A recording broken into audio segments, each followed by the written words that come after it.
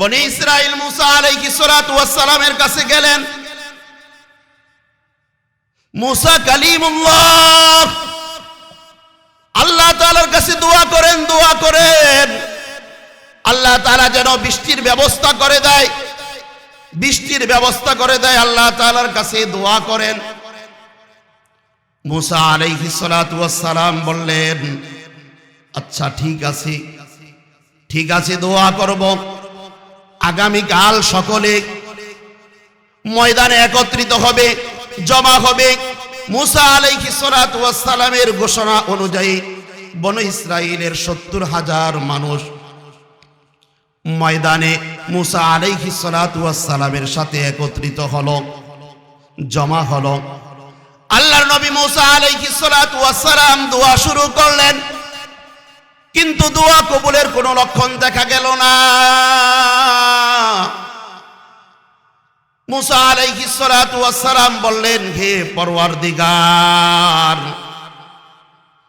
আজ আমি দোয়া করছি, কি কারণে আমার দোয়া কবুল হলো না, কবুল হয় না? তুমি তো বলেছো ওয়ালাম আকুন বিদুআইকা রব্বি শাকিয়া,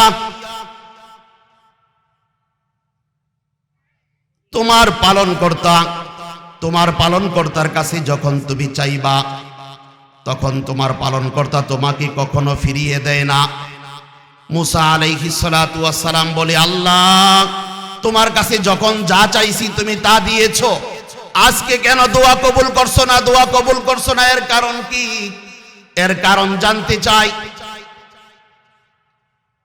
আল্লাহ পাক মুসা আলাইহিস সালাতু ওয়াস সালামকে ওহীর মাধ্যমে জানিয়ে দিলেন, হে মুসা, তোমার সাথে ৪০ বছর যাবত একজন গুনাহগার আছে, গুনাহ করতে করতে এত গুনাহ করেছে, এত পাপিষ্ট, মহা গুনাহ করেছে, বহুত গুনাহ করেছে।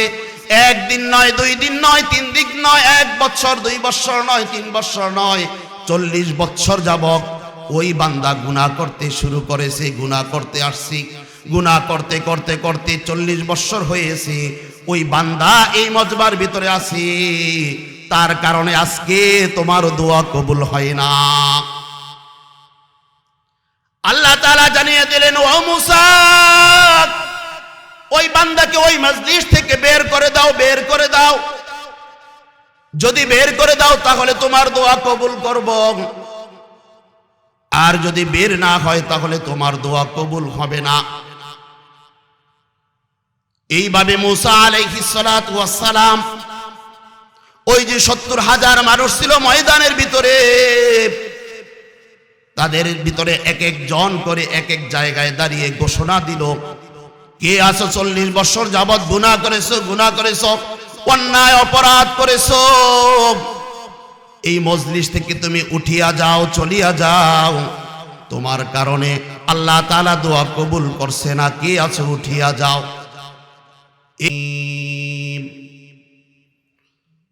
বিসমিল্লাহির রহমানির রহিম। وَإِذَا سَأَلَكَ عِبَادِي عَنِّي فَإِنِّي قَرِيبٌ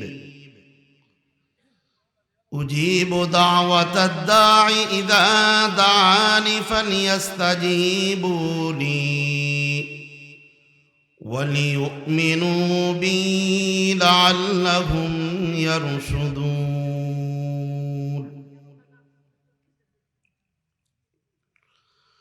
وقال رسول الله صلى الله عليه وسلم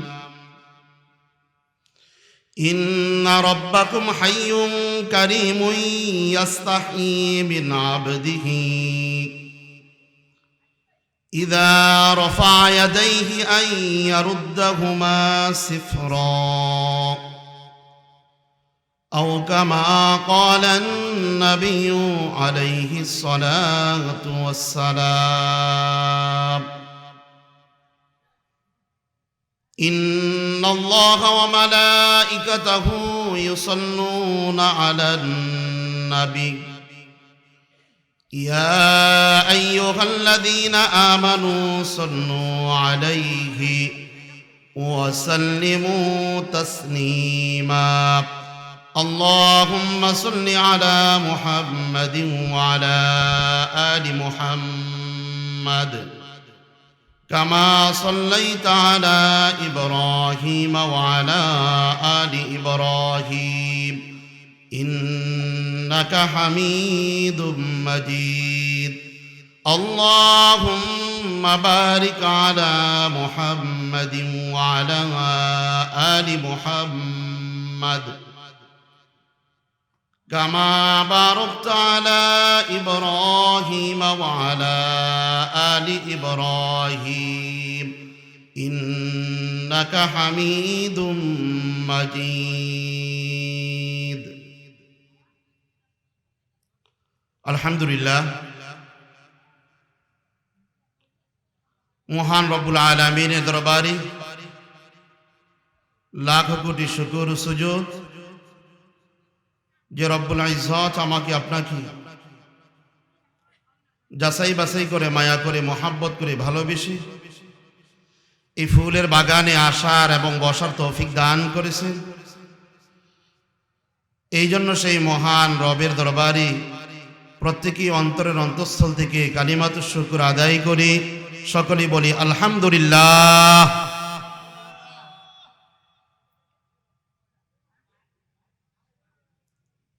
এই মজলিসটা অতি দামি মজলিস।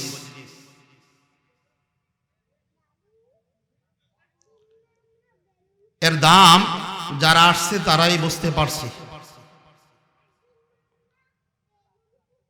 যাদের কাছে এই মজলিসের মূল্য আছে তারাই আসছে বসছে।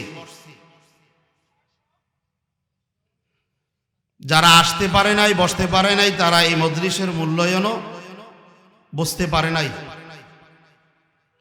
যে আমি আর আপনি যিনি এই মসজিদে আসছি, আসার দ্বারা আমার আপনার লাভ হয়েছে কিনা কি বলেন? জোরে বলেন, লাভ হয়েছে কিনা? অবশ্যই লাভ হয়েছে। আর যারা আসতে পারে নাই তাদের লাভ হয় নাই। যারা এখনো দোকানপাটে রাস্তাঘাটে বসে আছেন, ঘুরতেছেন, তারা অতি সচ্চর মাহফিলের প্যান্ডেলে চলে আসে। হয়তোবা আপনার জীবনের শেষ মাহফিল, হয়তোবা আপনার জীবনের শেষ আলোচনা আপনি শুনবেন। এই আলোচনা শুনে আপনার দিল, আপনার অন্তর পরিবর্তন হয়ে যেতে পারে। আপনার দিল আর অন্তর যদি পরিবর্তন হয়ে যায় তাহলেই তো আপনি আল্লাহ তাআলাকে রাজি আর খুশি করতে পারবেন। কারণ আমার আপনার এখন মরণের ভয় হয় না। আল্লাহ তাআলাকে আমি আর আপনি ভয় করি না। আমার আপনার কাছ থেকে যখন আপনজন সহপাঠী গ্রামের মানুষগুলা চলে যায়, এরপরও আমার আপনার চোখ দিয়ে পানি আসে না, মরণের ভয় হয় না, আল্লাহ তাআলাকে ভয় করি না, আল্লাহ তাআলার আযাবকে ভয় করি না। যদি মরণকে আমি আর আপনি ভয় করি, আল্লাহ তাআলার আযাবকে যদি আমি আর আপনি ভয় করি, তাহলে তো অনর্থক আমার আপনার সময়টা আমি আর আপনি নষ্ট করতে পারি না। কি বলেন, পারি? পারি না। এই জায়গায় আসছি রাজি আর খুশি হয়েছেন কে? আল্লাহ। কে হয়েছেন? আল্লাহ। আর নারাজ হয়েছেন কে? শয়তান। মুহতারাম হাজিরিন, আমি যে আয়াতি কারিমা তিলাওয়াত করেছি, সময় একেবারে স্বল্প। এই আয়াতের উপরে সামান্য কথা বলার চেষ্টা করব। আল্লাহ পাক রব্বুল আলামিন যদি তৌফিক দান করেন, সকলেই বলি আমিন। আমরা প্রত্যেকেই তো দোয়া করি। কি বলেন, দোয়া করি না? আমরা দোয়া করি, আর আমাদের দোয়া কবুল হয় না কেন? এটা জানার দরকার আছে কি না? কি বলেন? অবশ্যই জানার দরকার আছে। আমি আর আপনি তো এই জীবনে বহু দোয়া করেছি। অনেক সময় দেখা যায় আমি আর আপনি বলি যে আল্লাহ তাআলা আমার আপনার দোয়া কবুল করেন না। কেন দিন আল্লাহ তাআলা কবুল করে না? এই কেনটা আমি আর আপনি কোনোদিন খোঁজ করি নাই, কোনো আলেমের কাছে জিজ্ঞাসা করি নাই, কোনো বুজুর্গানে দ্বীনের কাছে জিজ্ঞাসা করি নাই, উলামায়ে কিরামের কাছে জিজ্ঞাসা করি নাই যে আমার দোয়াটা কেন কবুল হয় না, এর কারণ কি? এটা যদি আমি আর আপনি জিজ্ঞাসা করতাম, এর কারণ আমি আর আপনি জানতে পারতাম, বুঝতে পারতাম, এর কারণ জেনে আর বুঝে যদি আমি আর আপনি দোয়া করতাম, অবশ্যই অবশ্যই আল্লাহ তাআলা আমার আপনার দোয়া কবুল করতেন।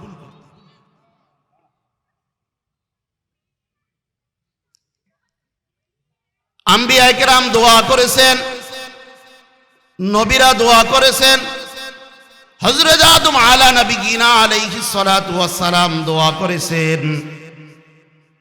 হযরত নূহ আলাইহিস সালাতু ওয়াস সালাম দোয়া করেছেন, হযরত শুআয়ব আলাইহিস সালাতু ওয়াস সালাম দোয়া করেছেন, হযরত ইউনূস আলাইহিস সালাতু ওয়াস সালাম দোয়া করেছেন, হযরত ইব্রাহিম আলাইহিস সালাতু ওয়াস সালাম দোয়া করেছেন, হযরত মূসা আলাইহিস সালাতু ওয়াস সালাম দোয়া করেছেন, হযরত ঈসা আলাইহিস সালাতু ওয়াস সালাম দোয়া করেছেন, সর্বশেষ জনাবে মুহাম্মদুর রাসূলুল্লাহ সাল্লাল্লাহু আলাইহি ওয়াসাল্লাম দোয়া করেছেন।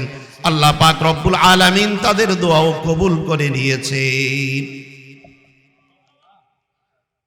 নবী রাসূলের পরে তাবিঈন ছিল, সাহাবায়ে কেরাম ছিল, সাহাবায়ে কেরামের দোয়াও আল্লাহ তাআলা কবুল করে নিয়েছেন, তাবিঈনদের দোয়া আল্লাহ তাআলা কবুল করে নিয়েছেন, তাবিঈনদের দোয়া আল্লাহ তাআলা কবুল করে নিয়েছেন, বুজুর্গানে দ্বীন যারা ছিল তাদের দোয়া আল্লাহ তাআলা কবুল করে নিয়েছেন। কিন্তু আজ আমি আর আপনি দোয়া করি, আমার আপনার দোয়া কবুল হয় না। কবুল হয় না কেন? এর কারণ তো আমি আর আপনি কখনো কোনোদিন জিজ্ঞাসা করি নাই, খোঁজ করেও আমি আর আপনি দেখি নাই কেনই বা আমার আপনার দোয়া কবুল হয় না। আজকে এই মজলিস থেকে আমরা জেনে নিব কি কাজ করলে আমার আপনার দোয়া কবুল হয়ে যাবে। এই জন্য আমরা শুনতে রাজি আছি কিনা? আমরা শুনতে রাজি আছি। আমরা যে দোয়া করি, দোয়া কবুল হওয়ার জন্য 5টা শর্ত আছে। কয়টা শর্ত? 5টা শর্ত। এই 5টা শর্ত যদি পাওয়া যায় তাহলে আমার আপনার দোয়া কবুল হবে। আর যদি এই শর্তগুলো না পাওয়া যায় আমার আপনার দোয়া কবুল হবে না। আমি আর আপনি একটা বিল্ডিং করব, একটা বাড়ি নির্মাণ করব। বাড়ি নির্মাণ করার জন্য ইট কিনেছি, রড কিনেছি, সিমেন্ট কিনেছি, যা যা দরকার সব কিছু কিনেছি, কিন্তু মিস্ত্রি আমি আর আপনি নেই নাই। কি করি নাই? মিস্ত্রি নেই নাই। তাহলে কি আমার আপনার বাড়ি হবে? কি বলেন? বাড়ি হবে? বাড়ি হবে না। কারণ সবগুলোর সমন্বয় একটা বাড়ি হবে। ইট যেমন লাগবে, সিমেন্ট যেমন লাগবে, রড যেমন লাগবে, মিস্ত্রি তেমন লাগবে, যত কিছু আছে সব কিছু ব্যবস্থা করার পর যখন আমি আর আপনি কাজ ধরব, আস্তে আস্তে আমার আপনার বিল্ডিংটা সুন্দর হয়ে যাবে, বিল্ডিংটা হয়ে যাবে। কি বলেন? ঠিক কিনা?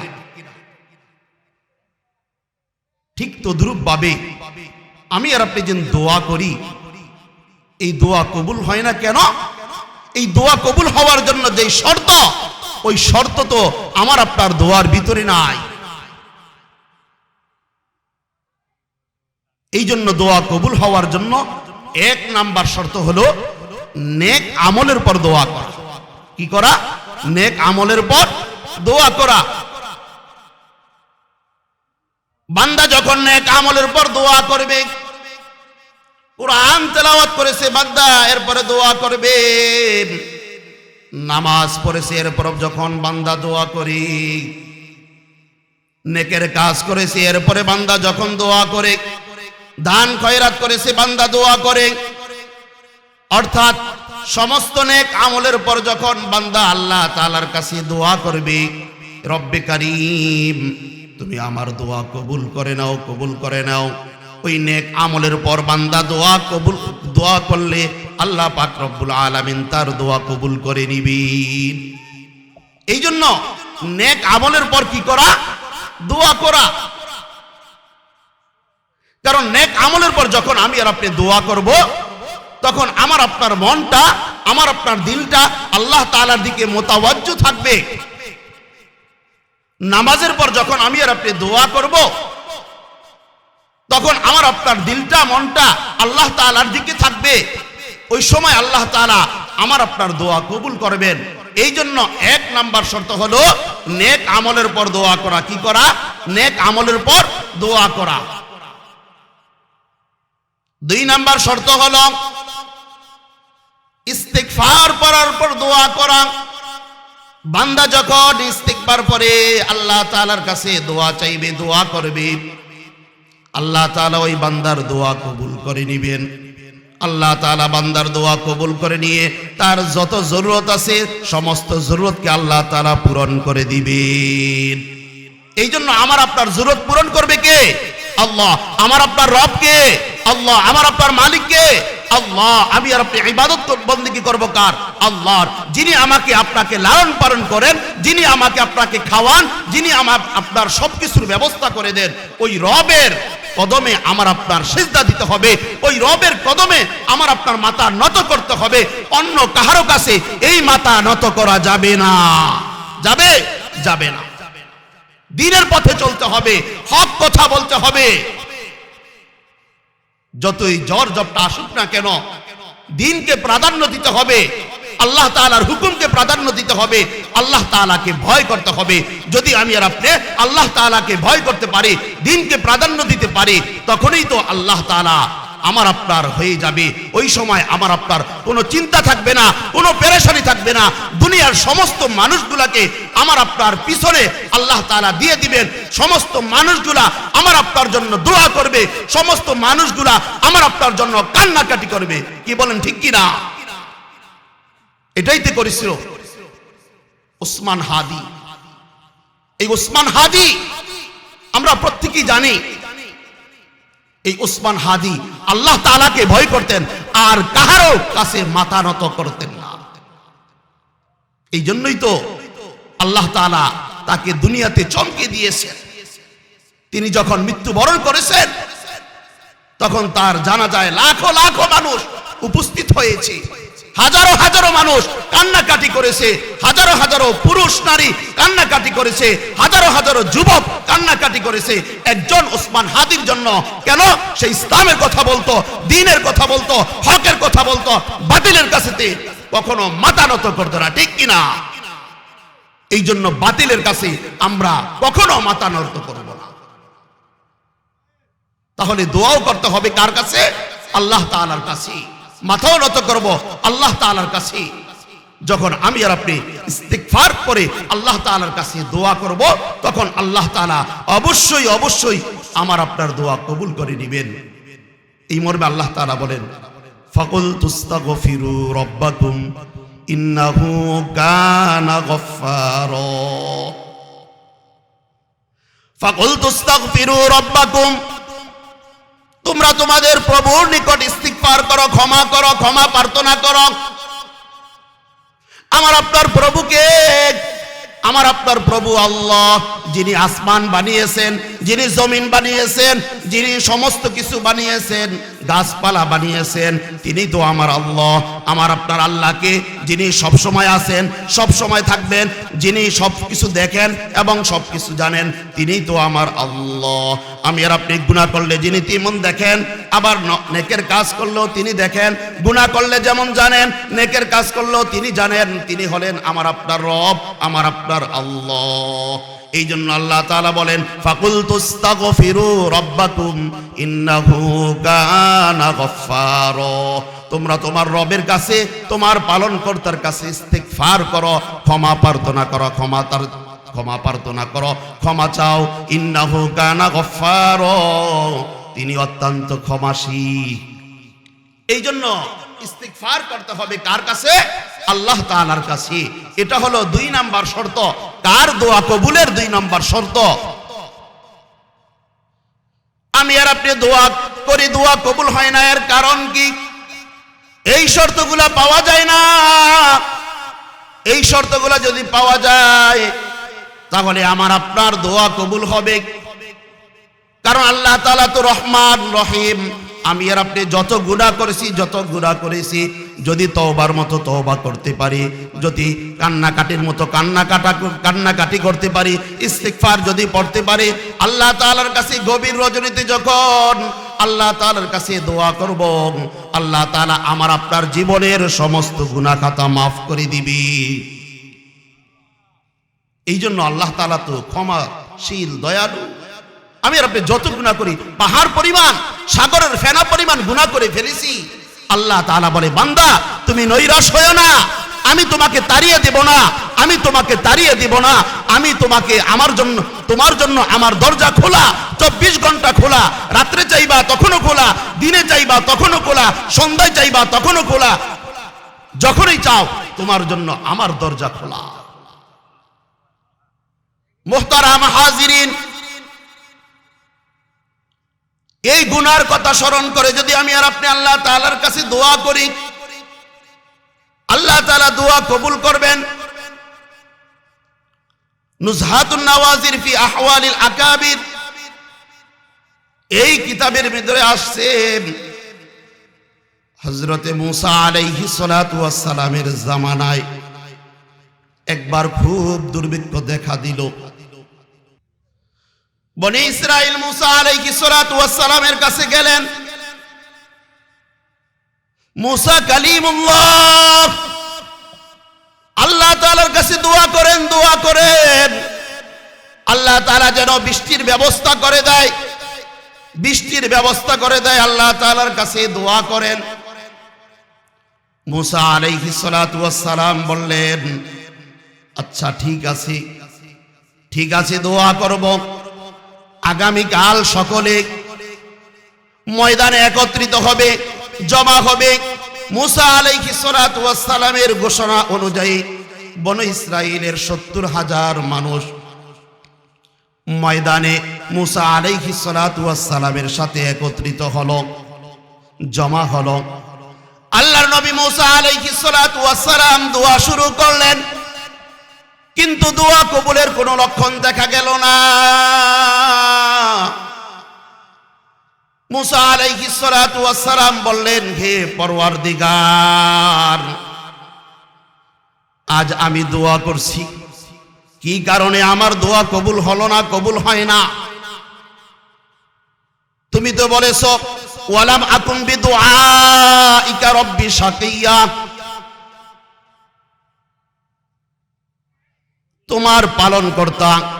তোমার পালনকর্তার কাছে যখন তুমি চাইবা তখন তোমার পালনকর্তা তোমাকে কখনো ফিরিয়ে দেয় না। মুসা আলাইহিস সালাতু ওয়াস সালাম বলে, আল্লাহ তোমার কাছে যখন যা চাইছি তুমি তা দিয়েছো, আজকে কেন দোয়া কবুল করছো না? এর কারণ কি? এর কারণ জানতে চাই। আল্লাহ পাক মুসা আলাইহিস সালাতু ওয়াস সালামকে ওহীর মাধ্যমে জানিয়ে দিলেন, হে মুসা, তোমার সাথে 40 বছর যাবত একজন গুনাহগার আছে, গুনাহ করতে করতে এত গুনাহ করেছে, এত পাপিষ্ট, মহা গুনাহ করেছে, বহুত গুনাহ করেছে। একদিন নয়, 2 দিন নয়, 3 দিন নয়, 1 বছর, 2 বছর নয়, 3 বছর নয়, 40 বছর যাবত ওই বান্দা গুনাহ করতে শুরু করেছে, গুনাহ করতে আসছি, গুনাহ করতে করতে করতে 40 বছর হয়েছে। ওই বান্দা এই মজবার ভিতরে আছে, তার কারণে আজকে তোমার দোয়া কবুল হয় না। আল্লাহ তাআলা জানিয়ে দিলেন, ও মুসা, ওই বান্দাকে ওই মজলিস থেকে বের করে দাও। যদি বের করে দাও তাহলে তোমার দোয়া কবুল করব, আর যদি বের না হয় তাহলে তোমার দোয়া কবুল হবে না। এইভাবে মুসা আলাইহিস সালাতু ওয়াস সালাম ওই যে 70,000 মানুষ ছিল ময়দানের ভিতরে, তাদের ভিতরে এক একজন করে এক এক জায়গায় দাঁড়িয়ে ঘোষণা দিল, কে আছো 40 বছর যাবত গুনাহ করেছো, অন্যায় অপরাধ করেছো, এই মজলিস থেকে তুমি উঠিয়া যাও, চলিয়া যাও, তোমার কারণে আল্লাহ তাআলা দোয়া কবুল করছে না, কে আছো উঠিয়া যাও। এইভাবে যখন ঘোষকরা ঘোষণা দিতে শুরু করল, যাইতে যাইতে ওই পাপিষ্ঠ বান্দার কানের ভিতরে এই আওয়াজ গিয়ে পৌঁছল। ওই পাপিষ্ঠ বান্দা এখন চিন্তা করে,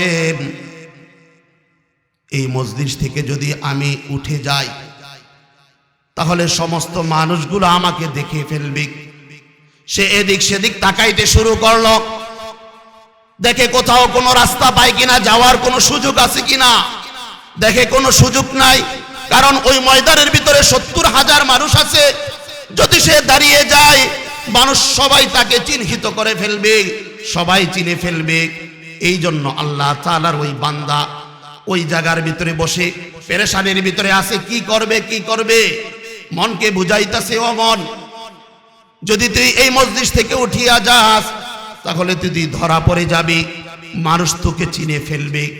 আর যদি এই মজলিসের ভিতরে বসে থাকস তাহলে হযরতে মূসা আলাইহিস সালাতু ওয়াস সালামকে আল্লাহ তাআলা ওহীর মাধ্যমে জানিয়ে দিতে পারে কিনা?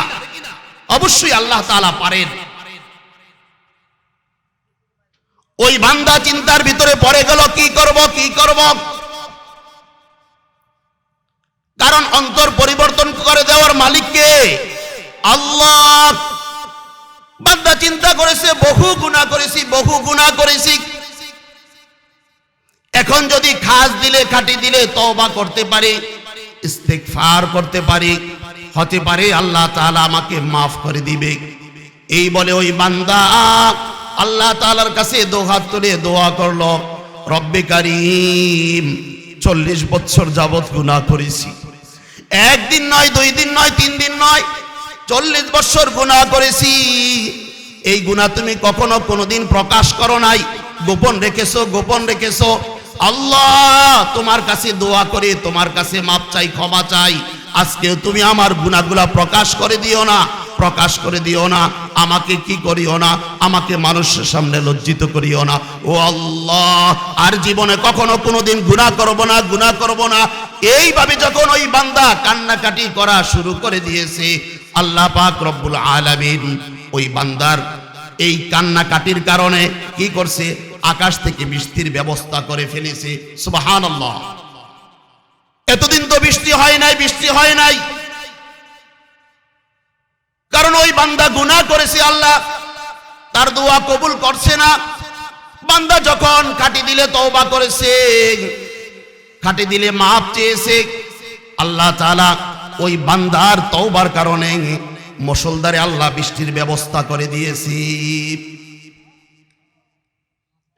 এই ঘটনা দেখে মূসা আলাইহিস সালাতু ওয়াস সালাম সিজদায় পড়ে গেলেন, বলে, রব্বে কারীম, ব্যাপার তো বুঝলাম না। তুমি তো বলেছো বৃষ্টি দিবা না। তোমার নাফরমান বান্দা আছে যে গুনাহ করেছি, আমরা তো কেউই দেখি নাই। ওই মজলিস থেকে তো কেউ ওঠে নাই। তাহলে তুমি আবার বৃষ্টি দিয়ে দিলা, এর কারণটা কি আমি জানতে চাই।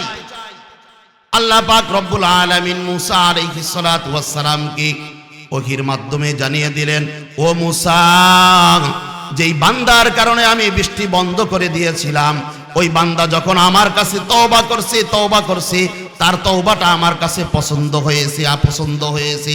পছন্দ হওয়ার কারণে আমি আল্লাহ পাক রব্বুল আলামিন ওই বান্দাকে ওসিলা করে বৃষ্টির ব্যবস্থা করে দিয়েছি। সুবহানাল্লাহ।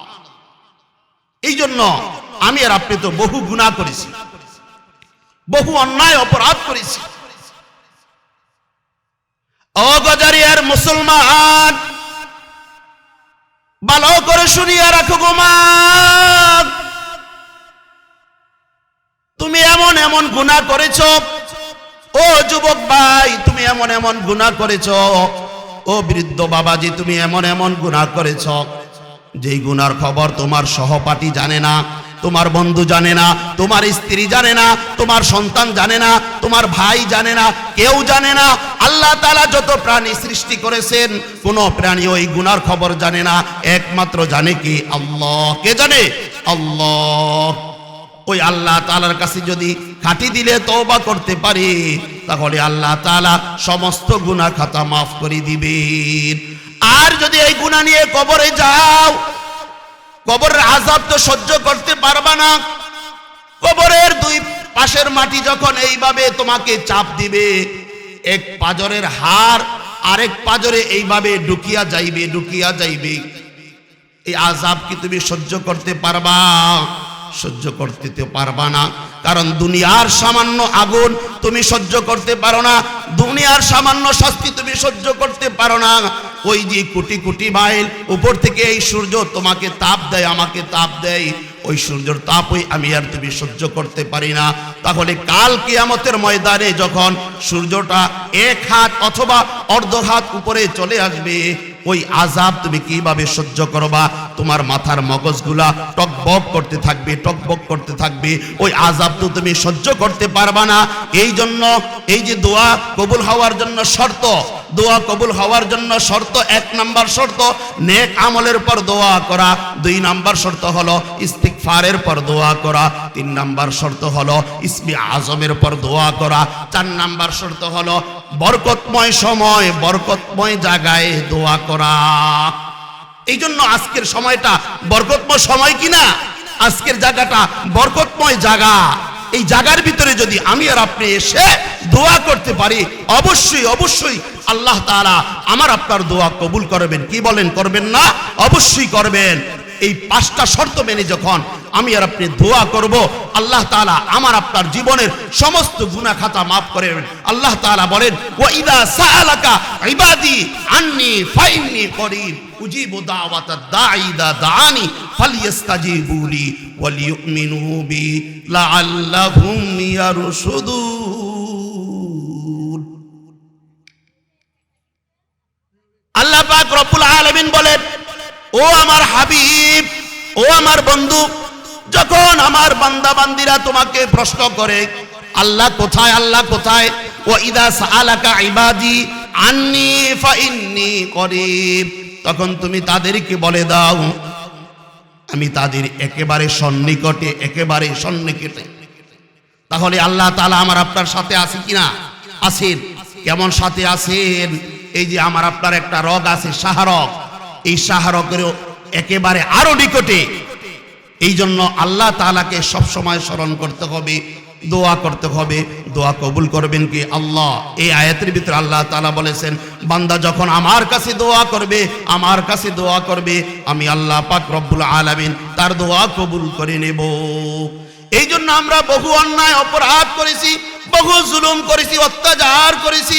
আর কখনো অত্যাচার করব না, আর কখনো জুলুম করব না। নিজের নফসের উপর জুলুম করেছি, করছি কিনা? নিজের নফসের উপর বহু জুলুম করেছি। রব্বানা যালামনা আনফুসানা ওয়া ইল্লাম তাগফির লানা ওয়া তারহামনা লানাকুনান্না মিনাল খাসিরিন। তাহলে আমি আর আপনি নিজের নফসের উপর বহু জুলুম করেছি। এইভাবে যখন গভীর রজনীতে আমি আর আপনি কান্নাকাটি করব, তখন দেখবেন কি আল্লাহ, জানবেন কি আল্লাহ, শুনবেন কি আল্লাহ। আল্লাহর কাছে যখন চোখ দিয়ে যখন আল্লাহ তাআলার কাছে দোয়া করব, আর পানিগুলা বেয়ে বেয়ে টপ টপ করে পড়ব, আল্লাহ পাক রব্বুল আলামিন বলবে আমার বান্দা আমার কাছে দোয়া চাইছি, আমি আমার বান্দাকে ক্ষমা করে দিলাম।